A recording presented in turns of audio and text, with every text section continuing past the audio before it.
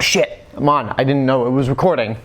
Actually, I did. I just wanted a lame excuse to do this opening sketch because of the movie's title. Let's actually get into the review right now.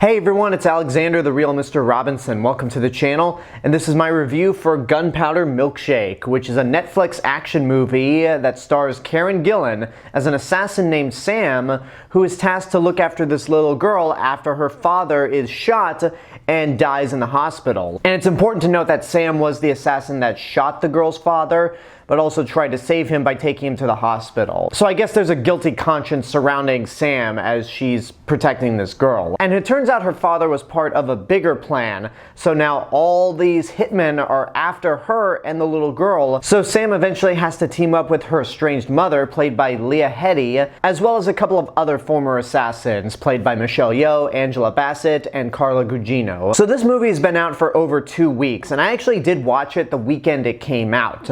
But the reason this review is coming in late is because Netflix movies aren't something that I typically review. And it's not because I'm not interested in Netflix movies, it's because they produce, and let's be honest, dump so many movies onto their service that they just get lost in the ether and are forgotten about when compared to a lot of the stuff they really put a lot of promotion into, such as Stranger Things, The Crown, or The Queen's Gambit. And the only time I really review Netflix movies are when they're big, high-profile stuff like Roma or The Irishman. Yes, I know I didn't give a full review for Roma, but I did give a mini review for it at the end of 2018. So for me, that counts as a review. But in the case of Gunpowder Milkshake and a trilogy of movies that I hope to talk about very, very soon, there was a lot of buzz surrounding them. So with Gunpowder Milkshake, I decided to watch it, and it was fun. Nothing too special, nothing amazing or revolutionary, but it was a fun action movie,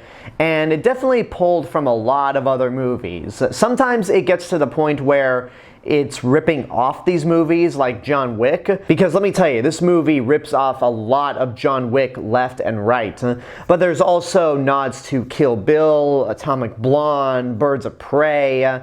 And look, me saying that this movie rips off John Wick is not really that much of a criticism. In fact, as somebody who's only seen the first movie and then was fully confused on the world that the third movie established, I'd say this movie is a little more accessible. The action's well choreographed, it's well shot, it has this beautiful neon glow to it. I really dig the score and the background music. But I gotta admit, when the movie started, it was actually pretty rough. That first 45 minutes, it drags. I didn't think it was all that interesting. I didn't think Karen Gillan was actually very good in that first 45 minutes. And then once those 45 minutes are up, we get this really cool and inventive action scene where Karen Gillan's arms are paralyzed.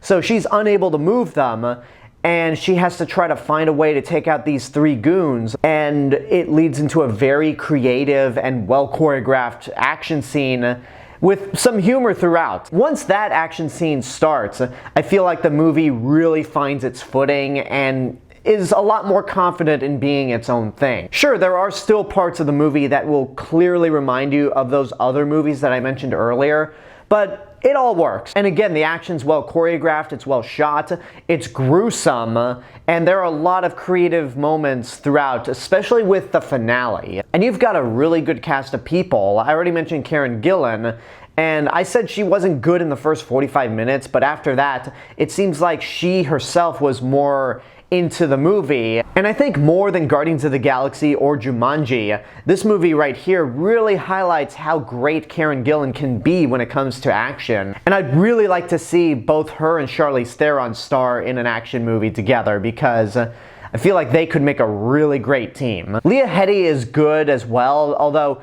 there are a few points in the movie where it's kind of hard to believe that she's Karen Gillan's mom, especially when you consider the fact that Lena Headey is in her natural British accent, but Karen Gillan, who is Scottish, is doing an American accent.